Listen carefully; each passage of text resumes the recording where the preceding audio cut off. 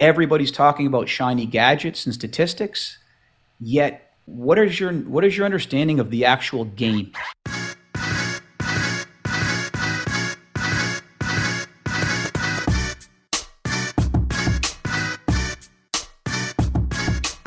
Well, my friend, I can tell you this is definitely a first. I think 6, maybe 7 years into the podcast now, I have yet to record any portion of the show in a spare bedroom while on vacation. But as the saying goes, the show must go on. Last week was absolutely insane. I had like 4 new people start up. I had all kinds of stuff going on with program design for online clients. Just all the things happened last week. And I thought, man, Friday night, I'll have some time. I'm going to carve it out and I'm going to get the show intro and outro recorded. But we decided, hey, why are we going to mess with this crazy spring break traffic? Let's just leave at 6 p.m. in the evening, drive through the night, and avoid it all. So here we are. The show must go on. Had to get this done. So, man, I have an awesome episode for you here today. Anthony Donskov is the founder and head performance coach at Donskov Strength and Conditioning. He's also the author of the amazing book, Physical Preparation for Hockey, Biological Principles and Practical Solutions. But I think the most interesting thing about Anthony to me is the fact that he just went back and got his Ph.D. And like me, he is in the private sector and he is trying to figure out ways to merge technology and sports science into the private sector to really make some cool things happen. So if you're a regular to the show, welcome back. As always, love and appreciate you. And if you're new here, welcome.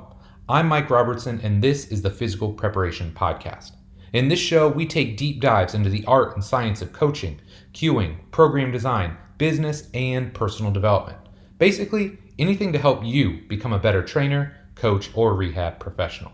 Now, all kinds of cool stuff in this episode. We start by talking about why Anthony went back to get his PhD. He's not a young buck. He's 40. He's like me. Why would somebody go back and do that? He answers that. Second, we talk about how to evaluate technology and figure out if it really fits your needs. There's all kinds of cool tech and cool gadgets out there, but how do you figure out if something's really going to move the needle for you or your facility?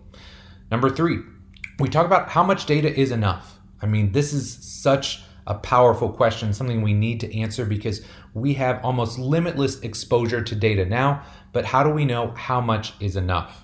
We talk about the power of longitudinal data. And man, Anthony's got this awesome story about Dan Pfaff. I'm not going to spoil it for you here, but needless to say, this guy has been tracking data for decades and goes to show the best are keeping track of data long term. We talk about Anthony's ideas and his ways to better solve problems. As trainers, coaches, rehab professionals, we're dealing with problems every single day. So what are some strategies? What are some techniques that we can use to come up with better solutions to the problems we see on the gym floor? So, man, as I told you up front, this is an awesome episode, ton of fun. So we're going to take a quick break and then we're going to jump into this awesome new episode with my guy, Anthony Donskov.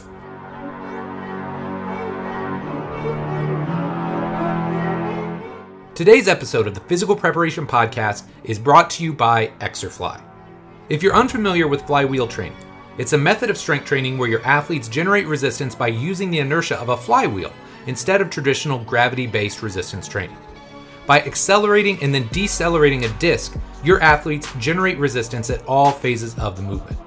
This allows for high force training as well as eccentric overloading without the need for crazy heavy weights. I first got interested in flywheel training because I wanted my athletes to be better prepared for sport.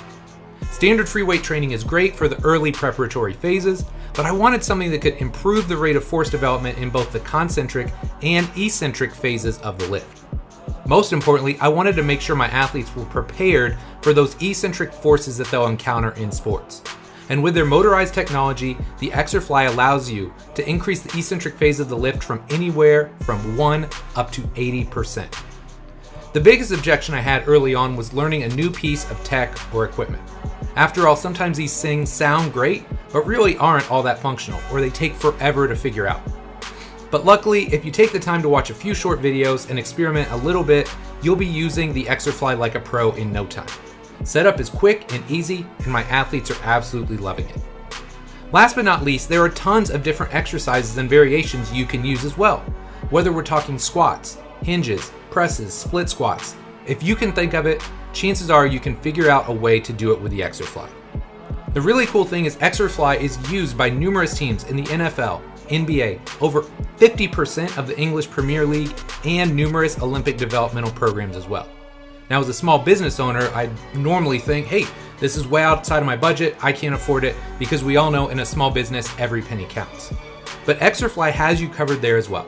They offer 36-month interest-free financing, so you can get started ASAP with your training and pay as you go.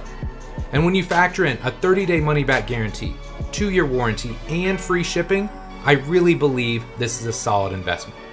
Look, the bottom line is this. If I don't really love something, I'm not going to promote it on my show. I love my Exerfly, the results I'm getting with it, and I think you will as well. To learn more, head over to Exerfly.com so you can start building some savage athletic beasts in your gym. Again, that's Exerfly.com. Anthony, man, thanks so much for coming on the show here today. Really, really excited to have you back on. Could you just start by telling us a little bit about yourself?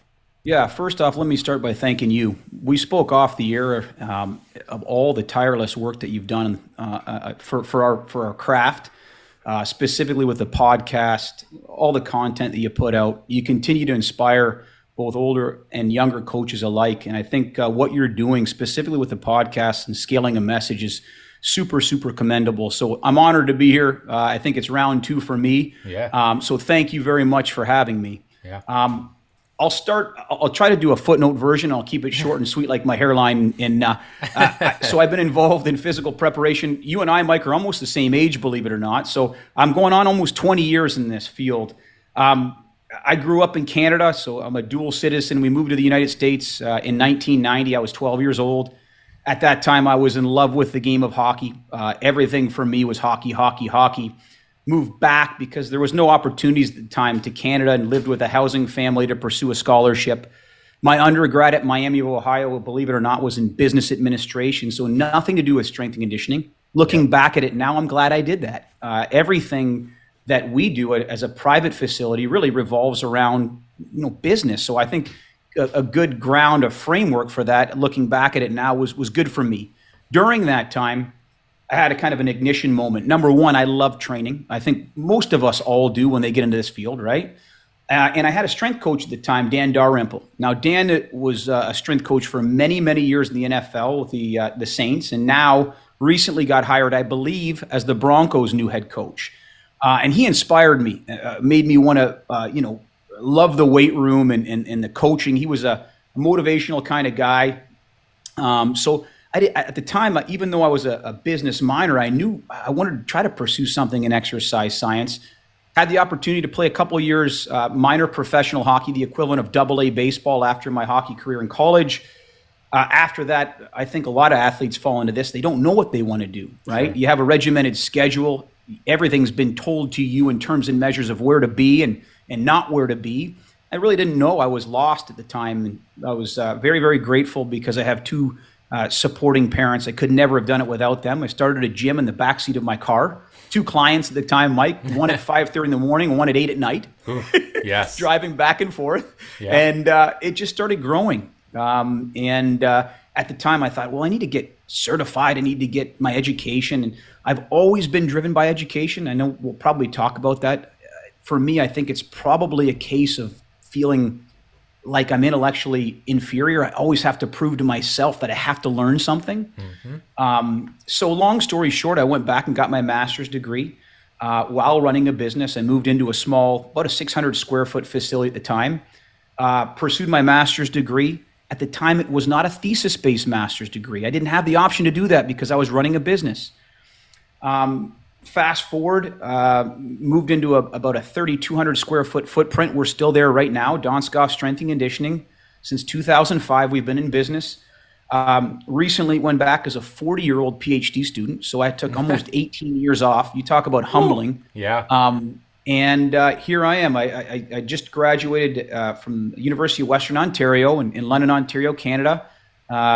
with a PhD, which we're super, super proud of, and a small business owner, and do everything from cleaning toilets to being a strength and conditioning coach to consulting with some awesome people in the industry. Yeah. Wow, man. Does that mean I have to call you Dr. Donskov for the rest of the show? No, I was joking about what's the movie that the guys go all the way to Vegas and they check in and the guy's like, no. He doesn't save lives. He's a dentist. Or The Hangover. Yeah. Although I can't even pull teeth. I'm not a doctor. I can't save lives. Just Anthony Donskov with a guy that likes to learn. And it is. I will say this though. The experience was a really unique one, and it was a humbling one. Let me put it that way. Very humbling. What was the impetus for that? Like what made you want to go back and really dive in and start this at 40 years old, like you said? Fancy word, epistemological humility. I really feel that way. Like I interviewed in my podcast, I interviewed Franco and Pellizzeri a couple weeks ago. And this is a guy that's like top of the food chain in clinometrics, statistics. And he kept talking about this idea of like just humility, and I don't feel like I'm. He didn't say it in these words, but I feel like I have so much to learn. Yes. And here's a guy from my lens. It's the top of the food chain. I've always had this passion for learning. I call it autodidact. A self-taught individual. Certainly, there's some of the smartest guys and girls in our field don't have PhDs. That's not what that means. But for me, it was one of those deals where I thought, I had to prove this to myself, specifically in the areas of research. At the time, my master's degree wasn't a thesis-based master's, so I wanted to get a better handle of really designing research, teaming up with statisticians, learning baseline statistics. Certainly don't consider myself a professional by any means, but I'm an eager learner. So it was one of those deals where I just felt like I had something to prove. I remember a podcast with Matt Jordan a long time ago, and he was talking to an individual, and he was questioning whether he wanted to get his PhD or not. And he said, I'm 40. He said, well, in 4 years, you're going to be 44. Yeah. You could be 44 with a PhD or not. And it's completely up to you. So a lot of reasons, but I think one of them was just trying to challenge myself. Last thing I'll say that I truly believe, I heard several motivational speakers, but what was the individual that got the big following, Tony Robbins. They asked him what the definition of success was for him, and he used one word. It was traction. Yeah. I've got to feel like I'm doing something. So for me, traction was a big deal, and then just challenging myself and being a lifelong learner. Yeah, I love it, man. Okay, so we're going to circle back to that because I've got more questions about that. Yeah. But I want to start by talking about assessments, because this is something that I think you and I are both very interested in. Yep. I know I'm always tweaking mine. You're always working on yours and trying to tighten the screws, so to speak. So let's start really base level. I just want to hear about what your assessment process looks like these days. Yeah, you know what? I think the more I've been in this business, the more I've scaled down my assessments, my batteries. So a couple things in terms of metrics, and I know we'll talk about this. Input, output, outcome. Hardest things to measure, outcome variables. Our friend Fergus Connolly always says, you start from the scoreboard and work backwards. Well, I'm here to tell you that the closest things to the shot clock in basketball, the closest thing to the scoreboard in hockey are the hardest things to measure. Yes. So typically, what we as strength coaches measure, what I call low-hanging fruit, input and output. And there's nothing wrong with that, but we have to be realists when we find out what it is we're measuring. So for me, what has changed with us is a technology. We have force plates now, and it's changed a couple of the tests that we use for output measures. Okay. So I'll start by our just essential movement assessment, right? Those are also output, just movement output. Right. We want to get an idea, and this has not changed in our assessment. We just do a table test, an adduction drop test. It's a standard PRI test, just to get an idea where the pelvis is. Yep. You could argue that you could watch an athlete walk up and down the turf or take a static picture of an assessment and figure out the same. Some of the best coaches that I know, Dan Pfaff being one of them, can pick the pepper of the fly, just by watching someone walk in a room. Yep. But we do that test nonetheless to get an idea where the pelvis is. From there, typical FMS, just watching unloaded patterns, see if there's any aberrations, any sway where we're at. And then Y balance, lower body Y balance. Want to get an idea of where and how the femur moves in the acetabulum. Now, a cool thing, like, for us, if we're having an athlete that comes back, right, we have those measures over time, and we can see over time an N equals 1. So are those measures changing, specifically the Y balance? Is there a greater than 10 to 15% difference when it was tested last, right? Yep. If it's a new client, we don't have that information. We don't have that longitudinal data to collect. Yep. So that output variable is movement, okay? Another output variable that we use is performance-based, right? This is where we talk about plates, and I know you and I will talk about plates, and I don't claim to be a whiz with this stuff. The first call that I made when I procured plates was Eric Renahan. Eric's a genius with the plates, and he at the time recommended that I bucket some things into performance, health, and strategy. Okay. And but Anth, don't overcomplicate this because, well, look, we have 59 metrics at Hawken Dynamics. Yeah, I could give you the rest of the afternoon, and you could spend it on one jump. Yeah. Like, how are you going to drive? You could spend all day. Yeah. So I talked to Eric about some ideas, and so for our force plates, we do a hands on hip, so arms akimbo, Yep. counter movement jump, and we'll look at a couple variables that we'll track over time. And I am going to change, by the way, just because this is how I learn. And we'll talk about it. One of the variables that we've tracked this past year, more than likely we will change in the future because of some information and research that came out from Matt Jordan that's changed the way I thought, right? Yeah. And then we do isometric mid-thigh pulls.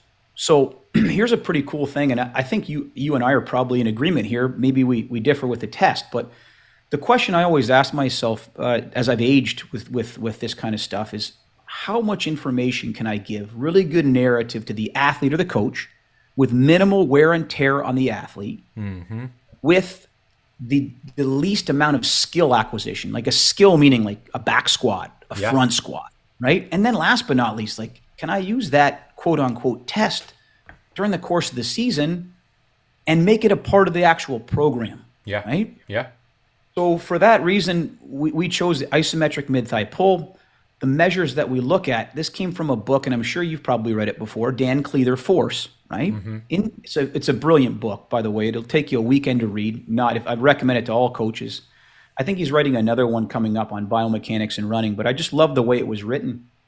And then he talked about this idea of impulse. He said, think of impulse as total force. So there's three ways really that we can look at that: as peak force, rate of force development, and average force. Yep. So those are metrics that we pull from the isometric mid-thigh pull. We get a peak force measure. We get a rate of force development, 0 to 250 milliseconds. And we get a time to peak for us, right? So how long, and then we've collected that now for a year and a half. So it's always, back 10 years ago, I'd say, what's good? And I'd say, I'd rip a number off out of thin air. But you have to be able to collect that information for a little bit for your unique sample. Or you can talk to really smart people that, hey, you've trained basketball players. What do you see with your data? Yep. But eventually you got to catalog that information and be able to say what's good. The only way you do that is collect it for long periods of time and find a way to communicate that with the end user. So we've done that, and those are the biggest changes. We still do our 10-meter sprints and our upper body assessments for our teams. We also do upper body power. We do the bench press watts per pound with the linear position transducers. Okay. So we put it's a National Hockey League combine test.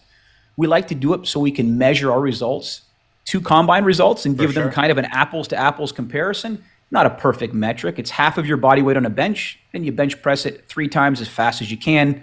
We get a number. We track that number over time throughout the course of the hockey season. Oh, nice. Does that make sense? Nice. No, that's perfect. That's perfect. The other ones I'd say for our pro players, another output variable, but really how they respond to stress, we would track with our first beat metrics, our trimp and trimp per minute scores. So those are things that the force plates are the ones that have kind of changed the battery of tests because of that technology. Yep. Okay. So a couple things here. Number one, for people that are unfamiliar, and myself, because it's been a while, what is a trimp score, or what's a trimp measure? Yeah, training impulse. It's a black box algorithm by these companies, but essentially it's the time that you train multiplied by the intensity. So depending on what intensity your heart rate is, they'll give you a score, like 70 to 80%, 80 to 90%. Gotcha. It's a higher score, and it's a black box algorithm that spits out a quote unquote training impulse score. Gotcha. Does that make sense? No, that's perfect. That's perfect. And the way I communicate this to our athletes, if this makes any sense, okay, this is another part that I find really interesting about communicating in metrics per se is, if I told an athlete what a trim score is, they look at me and say, "What the hell's a trim score?" Right. Or the way I communicate it is say, "Hey, you've got a car, you're a car, and if I drive from Columbus to Cleveland, how much gas did I use? That's your trim. Now, every car is going to be different. There might be another car that uses a different. That's your unique score. And then trim per minute is what's your miles per gallon. Yeah. So that's your score. So that's how I communicate that with our guys. They seem to grasp that well. I try to simplify it because I think it can be overly difficult. And the truth be told, that's information that we collect over time, and it allows us to better improve our microcycles and how we plan throughout the course of the summer. Sure. Does it make massive changes day over day during the course of the off season? Truth be told, not much. But it does affect the way we plan our microcycles through the summer. Yeah, I love it, man. And I think we are definitely in agreement in the sense that, that's one of the biggest reasons I personally invested in force plates was because the technical issues associated with testing, right? If you're going to do a vertical jump, well, you could have a jump mat, and we know better than nothing, but the numbers can be dicey and they can be, less than accurate. You could have a Vertec. You could also take somebody in the gym and squat or bench press or deadlift them, but there's technical elements there. Yep. So that's what I loved about these kinds of output scores like you just kind of alluded to, right? If I'm doing a counter movement jump, everybody's jumped. Yep. So very easy to reproduce. Even if somebody hasn't done an isometric mid-thigh pull before, pretty easy to set them up. All things being considered, but there's no technical element there. I don't have to worry about somebody getting in a bad position and injuring their back when they're squatting or deadlifting. So that was a huge selling point for me. I would echo that too. And by the way, everyone's got, obviously, to the people that don't have the plates and you're using mats, that's fine. Just recognize that there's going to be a lot of variability in your scores because you're calculating jump height. Everyone tries to, you're going to calculate jump height from velocity of takeoff. Using the just jump mat is the air time. So the assumption with that is you're landing and taking off the same hip height. That doesn't happen. Right. We've seen that, right? So it overinflates the number. As long as you know that going in and you know that it's not is going to be as reliable of a technology, obviously if that's all you have, then measure it. But just realize there's limitations to all measurements. Yes. And obviously, if when in doubt, if you're able to use a gold standard piece, do so. Right. So let's dive into that because, you and I, you've had your facility since 2005. We've had ours since 2008. We didn't start off with force plates. We started with a Vertec. We started with a jump mat. We started with a GymAware. And so we've progressively tried to add pieces as we go and try and refine what we're doing. So I would love to hear your thought process because you've got some tech in your gym. Man, what's your thought process? What's your criteria for determining if a piece of tech is worth investing in or not? Yeah, that's a great question. I think for a private facility might be different than in a professional facility, right? But I think at the end of the day, it's driven by problems. What problem do you want to solve, right? Like, what's the problem that you're trying to solve? Okay, do I have the ability to measure it accurately? Is it accurate, right? Is it valid? Is it reliable? And if I'm able to check those boxes and afford the piece, then by all means, I want to procure it and be able to measure, right? I'll give you a perfect example. Our skin dex, our body fat measures are completely variable. Like, we have it's not as reliable as it should be. It's a skin dex piece. It's not DEXA scan. It's not underwater, but those are $100,000 pieces of machinery that we just can't afford in a small gym. For sure. Now, how do we go around that? Well, we try to do our best to standardize the operating procedure, right? So the same coach, the same pinchers, hopefully the same time, right? Yeah. And you say the same time, you find that has an effect, right? Yeah. What happens when your hockey players come back from a Christmas vacation? Do you know what I mean? Like, yeah. So you're never going to have your cake and eat it too. But for me is, okay, what's the problem? Okay, can we solve it with a really good, valid, and reliable piece of technology? Can we afford the piece of technology? And then how can we allow it to be more efficient for us? Not add more work for us, more efficient for us. Yep. Because you and we're very look. I'm looking at both lenses here, right? And I can't speak on anyone's behalf but my own bias, right? Yeah. Like you and I, not only do we get the data, but I can speak for myself. We don't have an athlete management system where we can upload that stuff and create files. Right. We are our AMS. I know. Yeah. So that information, if you're not efficient with being able to not only get that information, be able to process and analyze it, clean it, and then communicate it in a timely fashion, oh my gosh, you're actually not adding to the efficiency, and it's going to actually make you do a lot more work than needed at times. Yep. Oh my gosh. Yeah. The other thing I'll say in tools and technology, I have this in front of me because it's a blog I wrote just recently, and it's just my memory's kind of like my hairline with this stuff, but I call it the 3 Ps: problem, process, and presentation. And I'll just read a couple of these verbatim.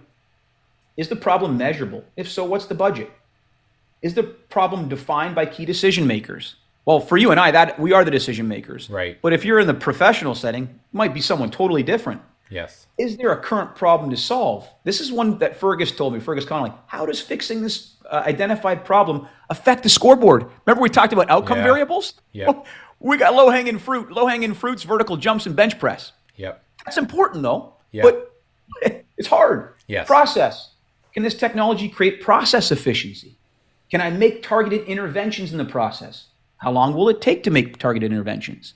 And then last but not least, and this perhaps to me, from my experience, may be the most important. Who will communicate the results? How will the results be communicated? Is addressing the intervention affecting the scoreboard? And for me, in my small business, in our small business, communicating the results to the professional athlete, to the coach, may be actually more important than the measure itself. Yeah. Yeah. If that makes any sense. Yes. Yeah. So try to kind of come up with stories to elaborate, like the Trimp story or the narrative to give to athletes regarding these measures. But the reality is, what's the problem at hand? Can I solve it with a piece of technology that's very valid and reliable? And then can it improve my process efficiency? And can I streamline that information to create an efficiency in my system? Yeah, man, so well said. And it reminds me, though, of, me getting started in all this. And I think one thing I want you to understand, regardless of if you're trying to learn a new skill in our industry, if you're trying to add a piece of technology, there is this awkward phase, right? You start to take in this new information. So for me, I basically took all this time. I got set up with the testing and the protocols, and I, planned everything out. And I start taking athletes through the assessment, and then I realize, oh crap, that's probably the easy part, because now I have to go in on the back end, and that hour I just spent assessing somebody is now another hour of interpretation. So be okay with the fact that it's gonna add steps. It's going to add time. And that's where, as you alluded to, that process efficiency becomes important. I'm not saying it's not valuable, right? Just know and understand it's going to become part of your process, and you should make it a goal to try and streamline it as much as possible going forward. One thing that really helped me, and I don't want to get off on a tangent here, so you reel me in. I had a big no. You're good. The communication part of the data, up till a few years ago, so two big studs that really, really helped clear a lot of things up. Good friend of mine, Adam Virgil. He's a genius. Yes. He's put together several dashboards. He's got a site, adamvirgil.com, and then Dave McDowell. And those two individuals, I actually built dashboards from scratch based on their tutorials.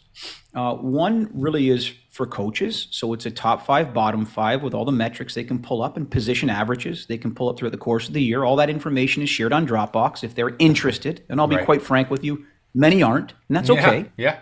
Okay. Then we've got a player card, a player report profile, where they see where they're at based on their unique sample size, based on a radar chart, and there's trend lines. Okay. So these metrics are communicated to them 3 to 5 times during the season. Okay, every time we collect at the end of a microcycle. And then for us, lastly, this was something really put in my brain by Dan Pfaff. And Dan, like, I went through the Altus mentorship a while ago, and I just remember Dan pulling these numbers from like 1975 times, and he had everything tracked and traced. He could tell you what was good down to the millisecond. I'm thinking, wow, we've trained our hockey populations for like almost 20 years. I don't have data like this. Have I not done a good job of collecting longitudinal data and then answering that question, what's good? So with our forest plate stuff and all of our 10-yard meter, we have a performance of excellence with our AAA teams, the under 15 team to the under 18 team.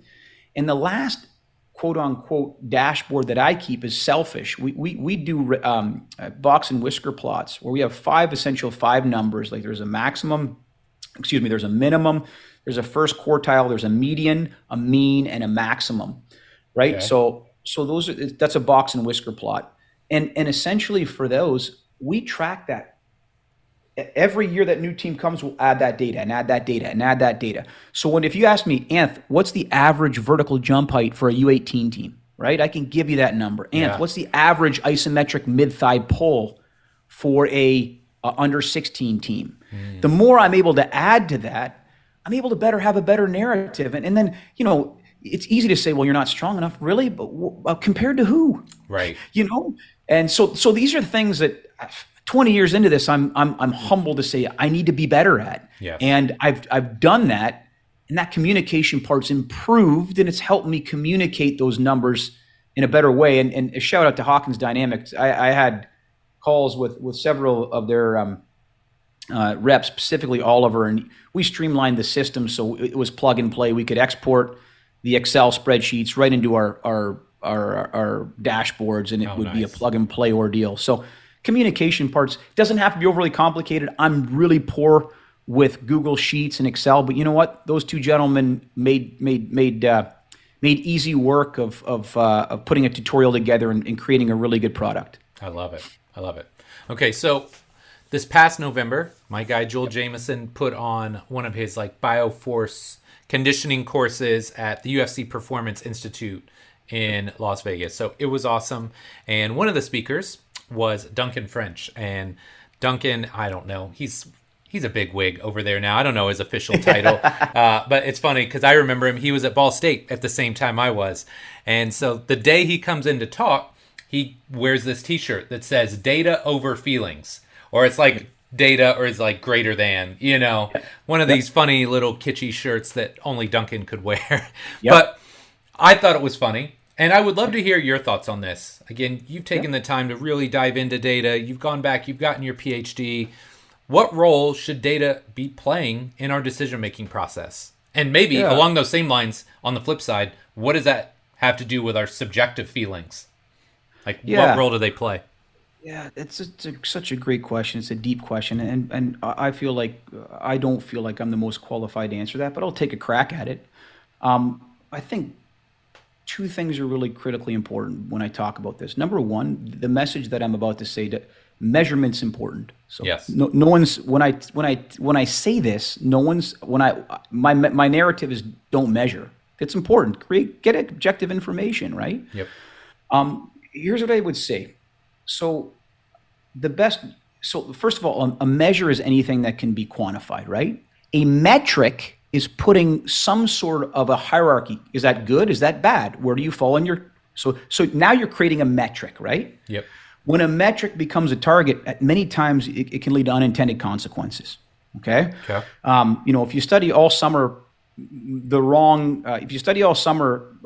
Spanish and then find out, you have a geometry lesson at training camp, you're running 300-yard shuttles, you're studying for the wrong test, right? So it's important that you pick the right metric. So let me rewind back and say, why do we even measure things? So I think for me, there's a couple reasons, right? Number one, we want to get closer to the quote unquote truth, right? Truth is in air quotes. There's no certain truth, but we want to get closer to that truth. Number two, which I think is critically important that we as strength coaches do, is we try to simplify complex systems. Okay? That's what we do when we collect metrics. We have one part of a massive puzzle. The reality is that puzzle's never going to be put together. And then last but not least, we want to enable trust. If I say I'm a better salesperson than you and say, no, you're not. Well, here's my numbers. I've got the numbers, right? That's all important stuff. I think it's critical that we measure, but I also think that we have to, it should not come at the expense of what Dan Pfaff would call first principles, right?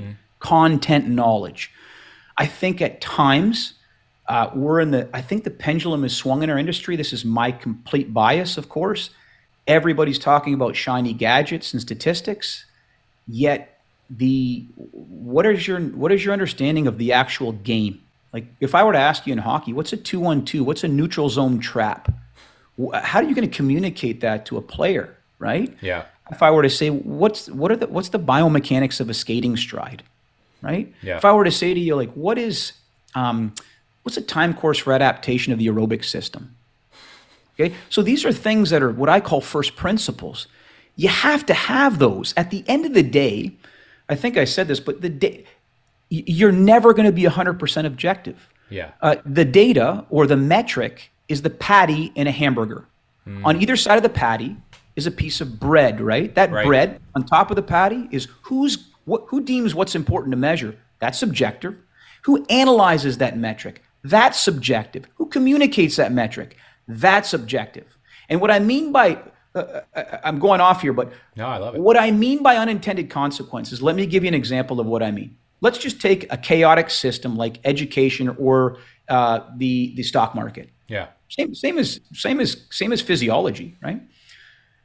Way back in the day, 2001, I think Bush started this No Child Left Behind, right? This was really, really pushed to educate young children, and the big push was standardized tests.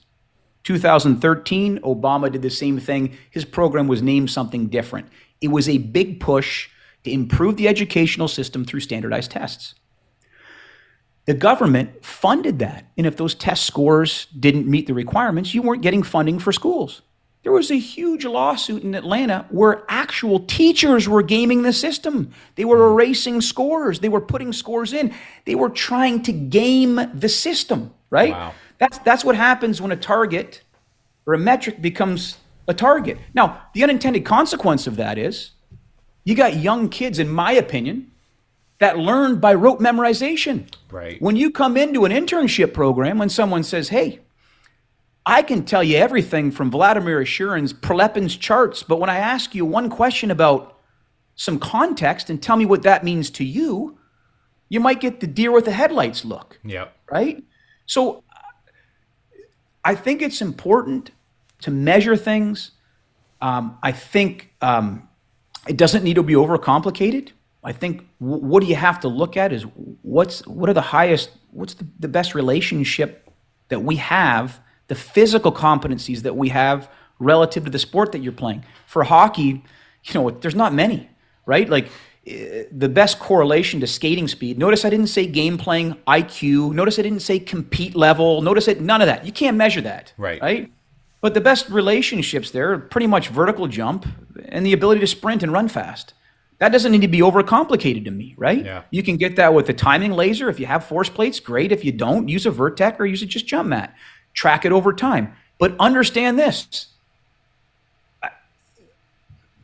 This is far from the scoreboard. Yeah. There can be, don't confuse low-hanging fruit with a bountiful harvest.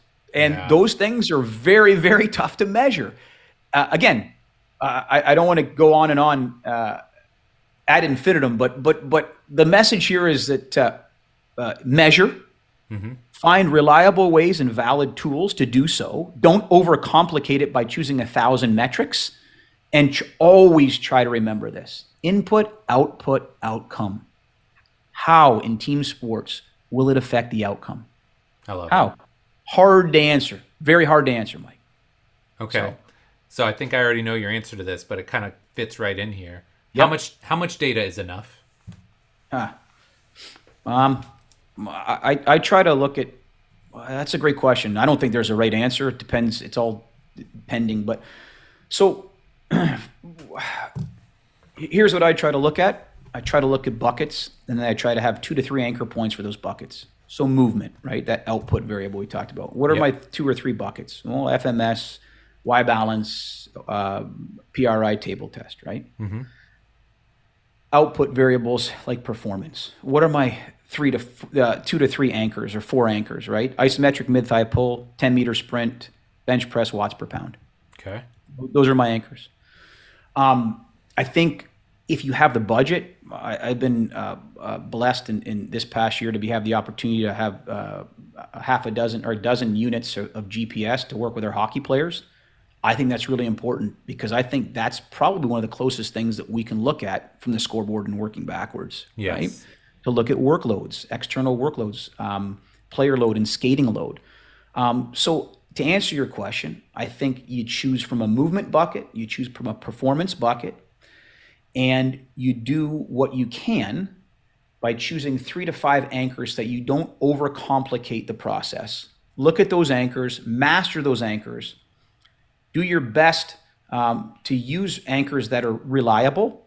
Okay, so another thing that I think is important when choosing metrics, and I pulled this up just because I want to have it in reference. I told you at the onset of our interview that one of the metrics that I'm going to look at and change is a force plate jump metric. We used to use modified reactive strength index. And I talked to Matt Jordan, had the chance to interview him, and one of the articles he recommended, strongly recommend to your listeners. This is an article by Bishop Patel, and Matt Jordan was an author, a framework to guide practitioners for selecting metrics during the counter movement and drop jump tests. Yep, I read that article. It's good. Did you read it? Yeah. It's a great article. He talked about reliability, coefficient of variation, ICCs, and he talked about ratios. And this specific MRSI, there's drawbacks to ratios. So we will change one of our anchors based on this research. That's how you get better, right? You make mistakes and you correct. But for me, if I have any more than 3 to 5 anchor points in each one of those, I'm way too confused. It's just too much for me. Everybody's different. I think choose a bucket, 3 to 5 anchor points in each. I love it. Okay. So you talked earlier about longitudinal data. Yep. So circling back to that, start by just kind of explaining, what does longitudinal data mean? Again, if somebody's not deep in the sports science game, and why is it more important to you now? Yeah, I think it's collecting data over prolonged periods of time, specifically, hopefully, with the same athletes and the same sample, right? Mm-hmm. That doesn't happen in pro sports much, right? No. Because people get traded, you get... And what it allows you to do, if you build a repertoire and reservoir of that, is it allows you to better answer, what's good or what can be expected, right? For example, I don't have much longitudinal data on Catapult. We just started using it. Right. If someone were to come up and ask me, hey, what's a good player load for a U18 practice during the course of the season? I can't give you a great answer. We've got 10 players that have had about 40 games and 30 practices, right? So the more you can build up that information, the better you're able to answer those questions. Also, I think it's important. Like, we've got to separate what we do as strength and conditioning coaches with researchers in the practical setting and lab coats, right?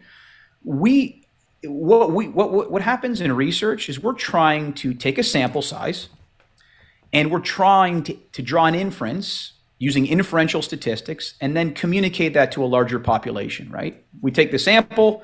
Hopefully, it's a sample that's very similar to what to the general audience, and we're trying to infer upon a population. Guess what? That doesn't happen in sports science. Our sample is our sample. It's our population. Right. It's our team. It's our athletes. So one would argue the most important, from an evidentiary standpoint, the most important information that you can track is longitudinal data with your sample. Then, and only then, do you look at the research, and you look at, depending on what kind of research it is, experimental, observational, and then you start looking at heuristics or other coaches' experts' opinion. Another slide that I stole from Matt Jordan in one of his courses on force plate testing, and I think he stole it from another individual in University of Calgary. He called it the evidential substantiation list. And essentially, the top of the pecking order for sports scientists is your longitudinal data set with your unique population. I love it. Okay. So I'm really interested in this one because everybody listening to this, we're trainers, coaches, rehab professionals. Yep. We're constantly faced with and trying to solve problems. That is what we do every day. Every client or athlete has a unique problem, unique situation. And I know you wrote a blog about this. I already mentioned it a couple of times. Love what you're doing with the blog, but walk us through your 4 steps of problem solving and kind of your process for going through that. Yeah, so I think the one you're referring to is the one I stole from Karl Popper, the one that I wrote on the napkin. Yeah, to me, I think this is science. Like the beauty about this is you can literally write it on a napkin, right? Yeah. It's from a book from Karl Popper called Scheme of Conjectures and Refutations. And by the way, I say this on pretty much every podcast. Someone asked me, like, who are the individuals that have made profound impacts on your thinking? Probably sits at the top of the list. People would say sometimes it's too deep, maybe it's boring, no way. Another person, and I'm off on a tangent, and I promise I'll answer this question. That's okay. But another person that I hold in so high regard is Impellizzeri, Franco, and he talked about this idea, understanding critical thinking skills and the ability of understanding science starts and ends with problems. He teaches his courses, like his first coursework at the master's level is the philosophy of science. Like that's how you critically evaluate information and think. And the crazy thing that I'm passionate about, I can only go from my own bias, but I don't know if that's taught in North America. Like I didn't ever get that in my undergrad class. Like how do you recognize a fallacy or how do you critically evaluate information? So Karl Popper sits at the top of the list for me. And the scheme of conjectures and refutations is simple. Science starts and ends with problems. So number one, what's the problem you're trying to solve, right? What is your temporary theory? Remember, theories, they're to be shared. They're to be poked holes in. The person that you should be poking them is yourself, right? Yes. By trying to refute what they are, sharing them and getting good critique from good people that you really admire and trust. If it's critique it can be really, really good. It can be used as fertilizer, but if it's just ill-founded and shallow and ad hominem and name calling, that's not the critique I'm referring to. No. And then you've got an error eliminator. So how do you eliminate those errors? And then a new problem emerges. Another one that I really liked, I interviewed Patrick Ward recently, and this is an article called Statistical Thinking and Empirical Inquiry by Weil et al. And in it, he called this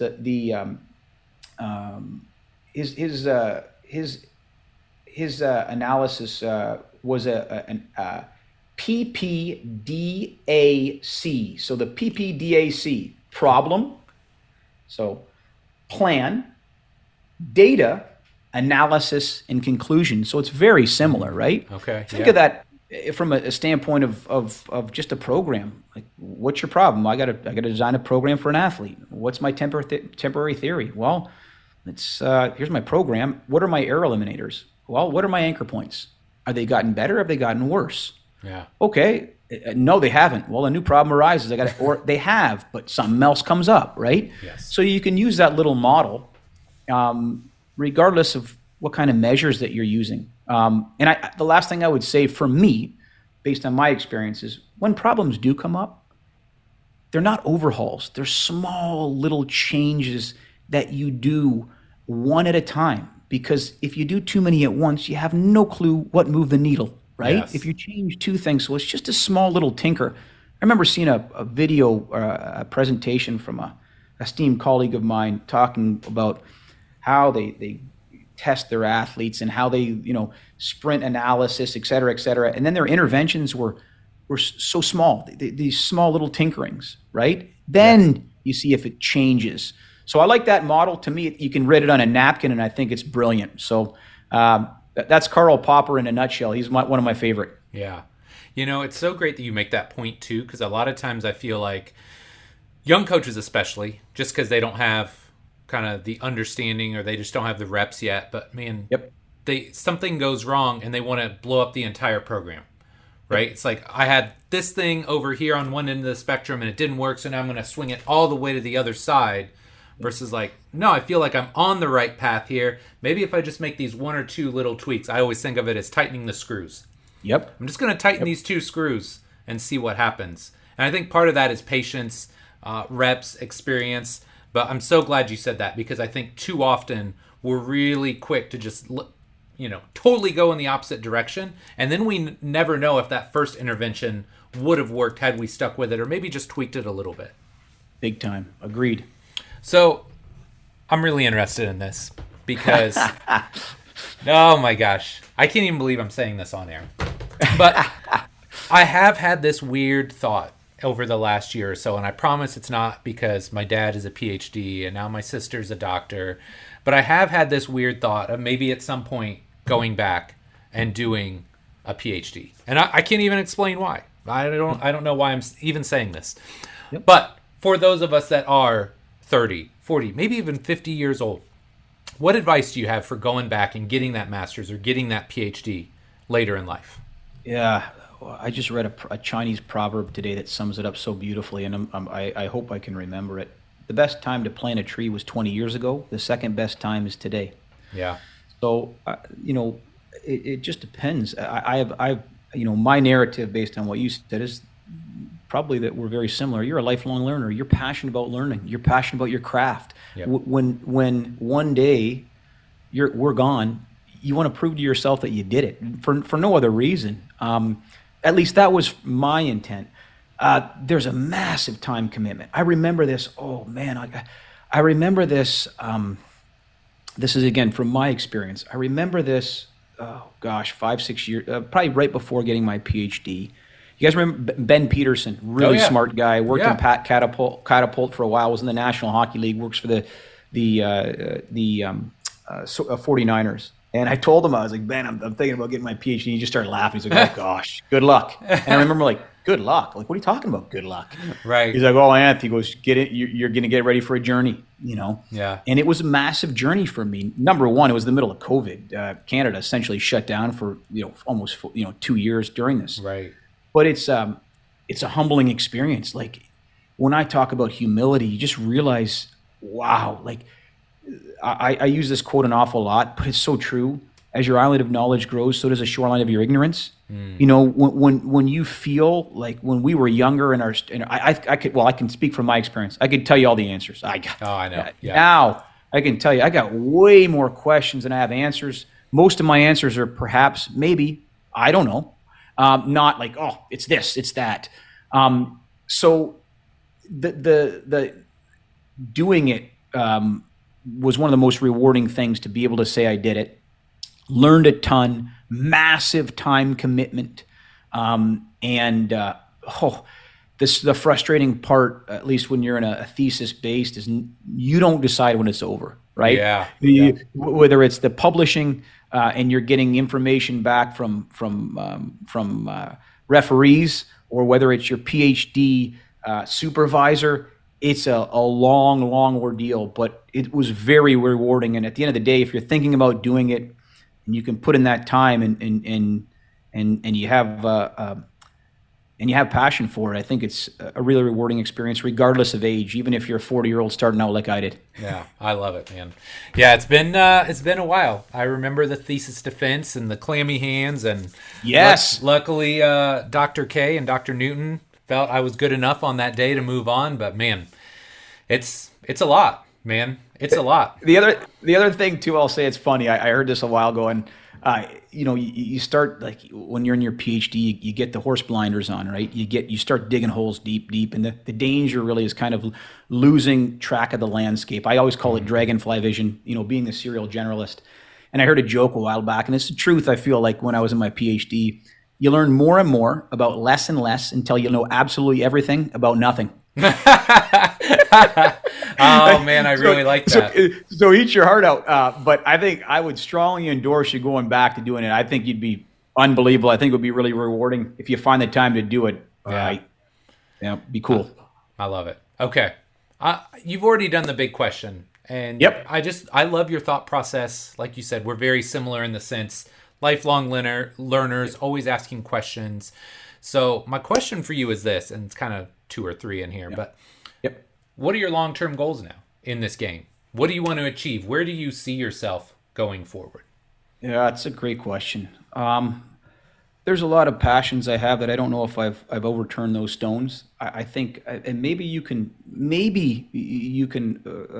relate to me here. Like when you put your name on a building, it's hard to walk away from something, even if you get pretty cool opportunities or unique opportunities. It's your name, you know. Yes. There's a part of me that really wants to work possibly in high level hockey. I have great colleagues in the sport. First of all, I realize that there's only 32 of those jobs, so I'm not suggesting that the doors are, you know, becoming. That's not what I'm suggesting. But it's a passion of mine. It's something I've always thought about. Yep. In the short term, I really like to continue to educate our staff and be more of a manager than I still coach. I'm still on the floor, but I'd like to parlay that into more education and educating young staff, and then having passions away that are potentially revenue generators. You know, like this is our.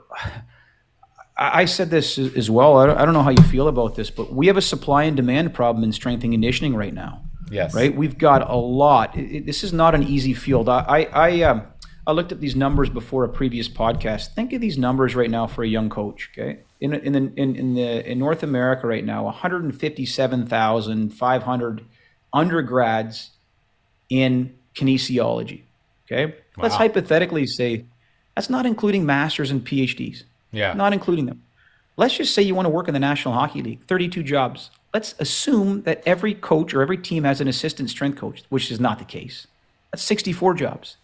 That's a 0.03% chance, right? Wow. So that's a supply and demand issue altogether, not including PhDs and not including master's degrees. The other problem that I think we have, which is kind of scary, is that when you increase the number of winners, you decrease the value of winning. Now, what happens is, look at guys like me. I went back to get my PhD, master's.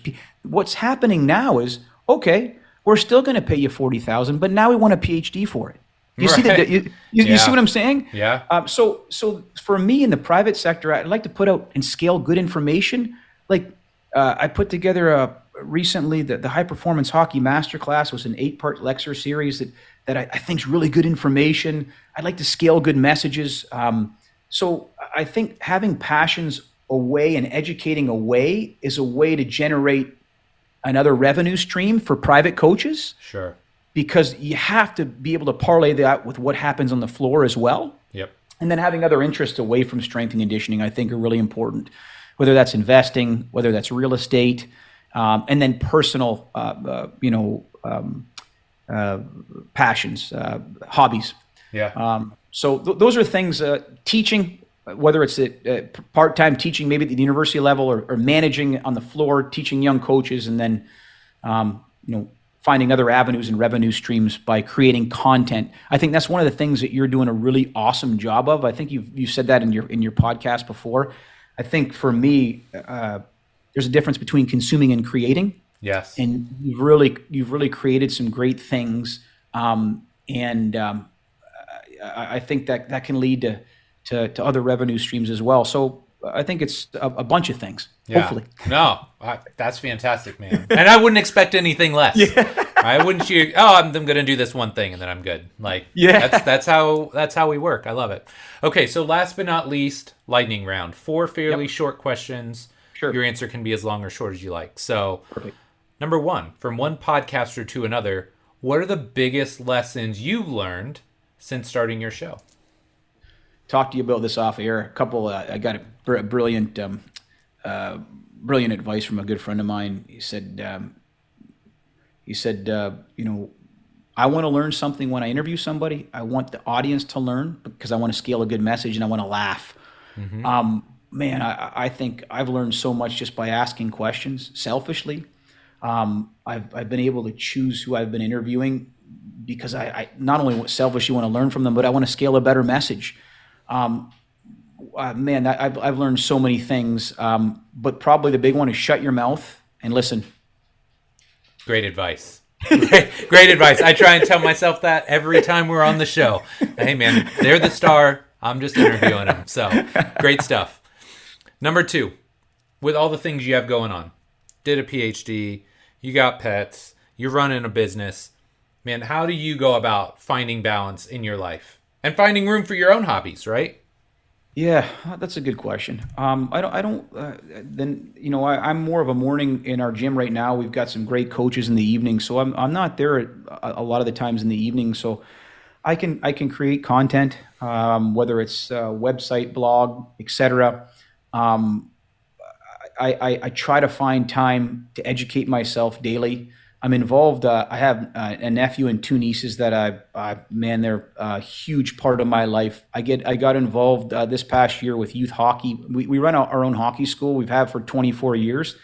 But this past year, we started at the grassroots level with the Blue Jackets an 8U and 6U development, which they're trying to scale to the entire city. So I was a development coach along with my brother. Oh, that's there. awesome. That was it was a really rewarding experience in terms of grassroots efforts in the game. So those are all elements that I really find provide balance. And I like to write too away from it. I think you and I spoke about this, but I don't know why poetry and writing music have always been something I've been drawn to. It gets my mind away from things and it allows me to have some balance away from the confines of the weight room. There's a monotony. You and I know this, right? There's a monotony to what we do. That's okay. Sure. I mean, you got to find ways. So those are some of the things that I try to get involved with away from our business. Yeah. Yep. Okay. So number 3, talk to me about the unknown poet. Yeah. I always I don't know what. Maybe it ran in our family. I think my mother's side and my dad's side both like to write. I picked up a guitar a while ago, probably 15, 20 years ago, and I like to write music. And then it parlayed for me. I remember reading a book called The War of Art. It was an unbelievable book by Stephen Pressfield. And on the front page of the book, I have it in highlight, and I have it on my phone. It was such a profound impact on me.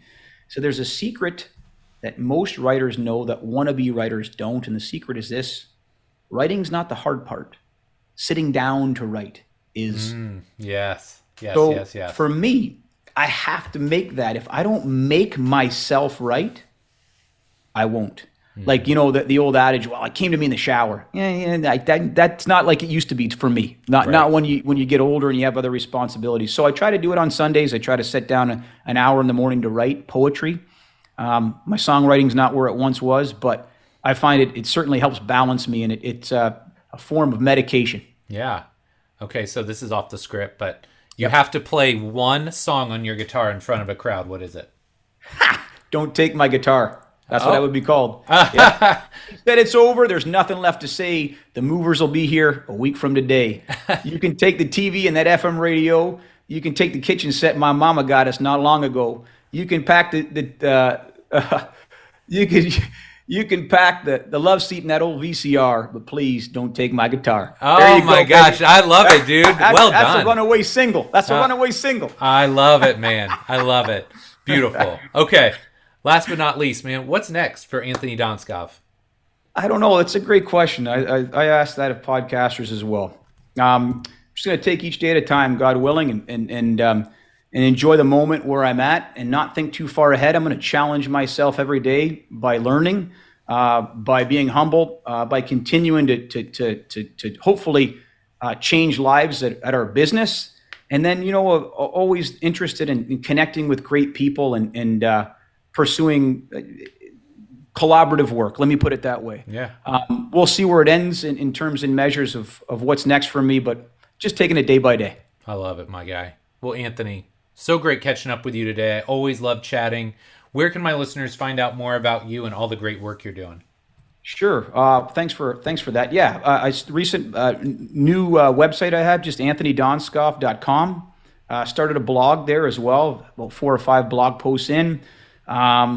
Twitter, Anthony Donskov, Instagram, Anthony Donskov, and our gym, Donskov SC. Those are all areas that certainly you can reach out. I love it. Well, Anthony, again, thank you so much for your time today. Really appreciate it. Thanks, my friend.